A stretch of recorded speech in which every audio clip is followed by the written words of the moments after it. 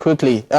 Maybe you'd like to react to some of the things that have been said, but my question to you also is, where have we been getting it wrong as a nation? Why are we still having this conversation even after many years and several efforts?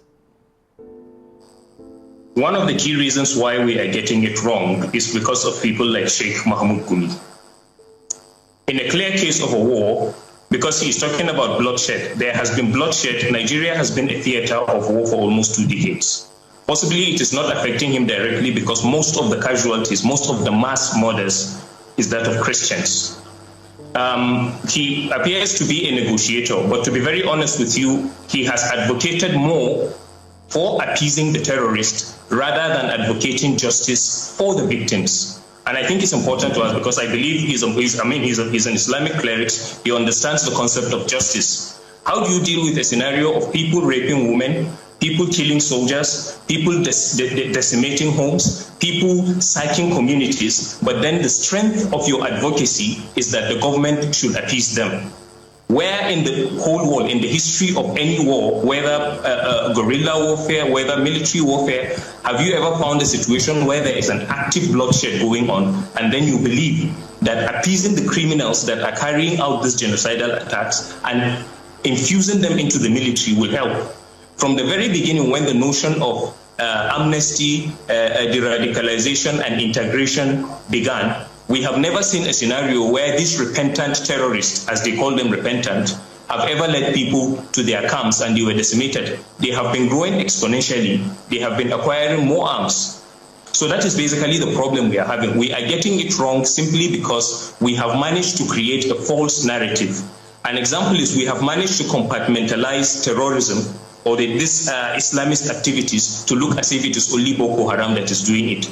The reason is because the rest of the terrorist groups that are jihadist in nature have been forged into different names. For instance, he's talking about two fighting. There is no two fighting anywhere. It is important also, we would love it if you are able to have an example of one Christian militia that is operational in either Sokoto or any of the Muslim dominant state that have been raping women and killing people, then we can understand that. And at least the Muslims will equally lend their voice and say, okay, whatever it is the Americans are claiming that the Christians are suffering from, we are also suffering from it. And since it is all about eradicating terrorism, then good, come and eradicate them. But I think the problem is not just because there are foot soldiers who are killing people. It is because there are people who are sympathetic to the jihadist cause, there are people who are sponsoring them, and the involvement of any foreign nation in a scenario where there is a genocide does not end with the foot soldiers. It traces those who are sympathetic to their cause, whether because of political or religious or ideological beliefs. It equally traces those who sponsor them. And I think that is primarily where the problem lies in Nigeria. We are not sincere with the war against terrorism. Once it involves, because wherever you go to, we can't force ourselves. Most of the time, you find a lot of Muslims claiming that these people, they are not truly representing Islam and all of that, blah, blah, blah, and all of that. But the truth is that there is an Islamist, well-armed Islamist jihadist group that has been massacring Christians. And what we find, unfortunately, people who should be speaking or condemning this act are busy trying as much as possible to create sympathy for them. You can imagine him saying that killing the terrorists will now amount to genocide. Then what will you tell the people that have been burying there? For instance, just of late in Yelewata, over 250 people were killed.